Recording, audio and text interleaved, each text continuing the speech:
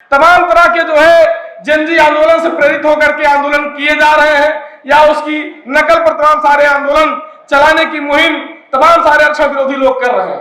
उसी क्रम में उन्होंने आरक्षण हटाओ आरक्षण मूवमेंट चलाया।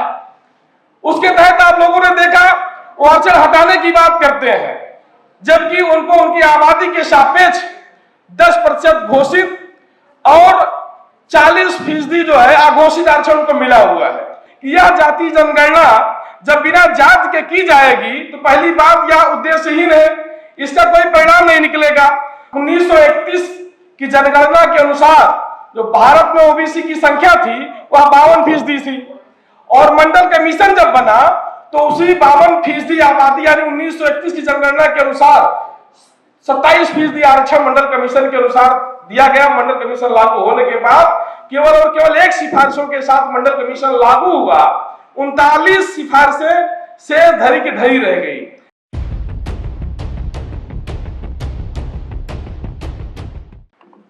आज यहाँ हम लोग इस देश की जो सबसे महत्वपूर्ण मुद्दा है इस समय जाति जनगणना का, उस विषय को लेकर के तमाम सारे सामाजिक न्याय पसंद संगठन जैसे कि we the people, mission Jai Bhim, all India Pasmanda Muslim Samaj, all India federation for social justice, Akhil Bharatiya Yaduvanshi Mahasabha, association against atrocities, Bahishkrit welfare foundation, united OBC forum, Chetna foundation, Anant Kranti foundation, संविधान बचाओ संघर्ष समिति और पंचमादा समाज, तमाम सारे संगठन के साथियों ने यह कार्यक्रम आयोजित किया है।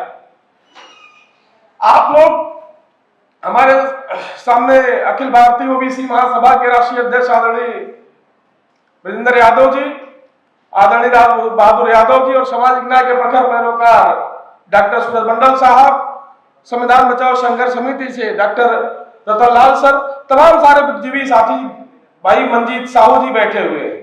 आप लोग देख रहे होंगे कि मौजूदा समय में 1931 के बाद जाति जनगणना 2026 में होने जा रही है और जाति जनगणना के मायने ही तब नहीं निकलेंगे या उसका जो उद्देश्य है उसकी पूर्ति ही नहीं हो पाएगी जब जाति जनगणना में जाति का कालम ही नहीं जोड़ा जाएगा। भारत 1931 की जनगणना के अनुसार जो भारत में ओबीसी की संख्या थी वह 52% थी और मंडल कमीशन जब बना तो उसी 52% आबादी यानी 1931 की जनगणना के अनुसार 27% आरक्षण मंडल कमीशन के अनुसार दिया गया। मंडल कमीशन लागू होने के बाद केवल और केवल एक सिफारिशों के साथ मंडल कमीशन लागू हुआ। 39 सिफारिशें से धरी की धरी रह गई। यह हवाला मैं इसलिए दे रहा हूं कि यह जाति जनगणना जब बिना जात के की जाएगी तो पहली बात यह उद्देश्यहीन है, इसका कोई परिणाम नहीं निकलेगा। दूसरी बात, मंडल कमीशन की लड़ाई के जवाब में भाजपा और संघ ने कमंडल ला दिया, रथ लेकर के निकल गए। तो आज जब मौका है, हमारे महापुरुषों ने, हमारे तमाम सारे बहुजन समाज के नेताओं ने बड़ी कुर्बानी दी है, बड़ा मूवमेंट चलाया है और उसके परिणाम स्वरूप जब जाति जनगणना हो रही है और उसमें जाति का कालम नहीं जोड़ा जाएगा तब यह कैसे पता चलेगा कि इस जाति की कितनी आबादी है और उसको हिस्सेदारी कैसे देंगे। दूसरी यह बात है कि आप लोग देख रहे होंगे इस समय देश में तमाम तरह के जो है जनजी आंदोलन से प्रेरित होकर के आंदोलन किए जा रहे हैं या उसकी नकल पर तमाम सारे आंदोलन चलाने की मुहिम तमाम सारे आरक्षण विरोधी लोग कर रहे हैं। उसी क्रम में उन्होंने आरक्षण हटाओ आरक्षण मूवमेंट चलाया। उसके तहत आप लोगों ने देखा वो आरक्षण हटाने की बात करते हैं, जबकि उनको उनकी आबादी के सापेक्ष 10% घोषित और 40% जो है अघोषित आरक्षण उनको मिला हुआ है।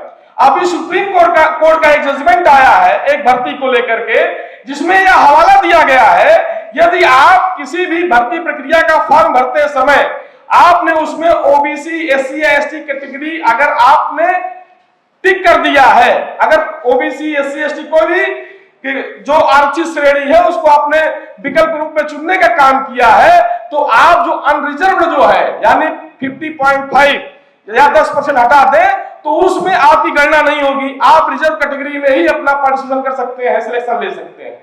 इस तरीके की कवायद चल रही है। और अगर जातीय जनगणना के कॉलम में जाति नहीं होगी तो मैं नहीं समझता हूं कि जाति जनगणना का कोई उद्देश्य निकलेगा। इसलिए हमारे सारे जितने जन संगठन के लोग हैं, आज हम यहाँ कॉन्स्टिट्यूशन क्लब में हैं, हम लोगों को अपने जन संगठन के माध्यम से गांव गिराव जाकर के इसको आंदोलन का रूप देना चाहिए और आम जनमानस के बीच में जाकर के या जागरूकता फैलानी चाहिए और आंदोलन खड़ा करना चाहिए।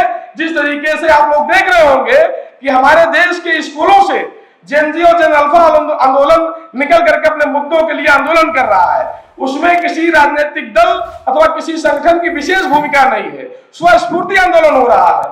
मैं तो यहां तक समझता हूं जो तमाम सारे दल है जो जातियों को लेकर के राजनीति करते हैं, जाति आधारित दल बनाए हैं और उन जातियों को आरक्षण दिलाने के नाम पर वो सरकार से लाइजनिंग करते हैं, लेकिन ना तो मंडल कमीशन की सिफारिशों से 38 सिफारिशों को लागू कराने की बात करते हैं, न जाति जनगणना में जाति के कॉलम को जोड़ने की बात करते हैं। तो उनकी राजनीति किस लिए है और किसके लिए कर रहे हैं, यह बात समझने की जरूरत है।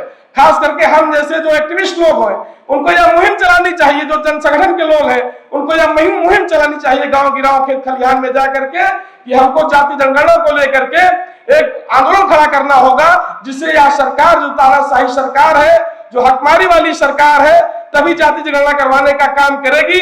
नहीं तो फौरी तौर पर जैसे मंडल कमीशन लागू तो हो गया, उसकी 38 सिफारिशें अभी ठंडे बस्ते में पड़ी हुई है और मंडल कमीशन लागू है, हम जानते हैं। उसी तरीके से जाति जनगणना भी हो जाएगी, उसका कोई मायने नहीं निकलेगा। जो पहले से ओवर रिप्रेजेंटेड है वही फिर ओवर रिप्रेजेंटेड रहेगा हर भर्तियों में, ए ग्रेड से लेकर के डी ग्रेड की भर्तियों में आप देख रहे हैं। उसके बाद ओवरलैपिंग है, उसके बाद लेटरल एंट्री है, तमाम सारे कितने आपको उदाहरण दिए जाए वो सब एक उदाहरण मात्र होंगे। इसलिए हम आपसे दरख्वास्त करना चाहते हैं, आप सभी जिम्मेदार साथी हैं, आप सभी यहां से निकल करके ये मुहिम छेड़ने का काम करें। अगर कोई किसी विद्यालय में है, महाविद्यालय में है, यूनिवर्सिटी में है या कोई प्रतिनिधि है, अपने स्तर से जाति जनगणना आंदोलन को शुरू करने की जरूरत है। जब तक आम जनमानस भी इसमें नहीं शामिल होगा तब तक यह सरकार जाति का कलम जोड़ने वाली नहीं है। इन्हीं शब्दों के साथ मैं अपने शब्दों को विराम देता हूं। जय हिंद, जय भारत, जय संविधान।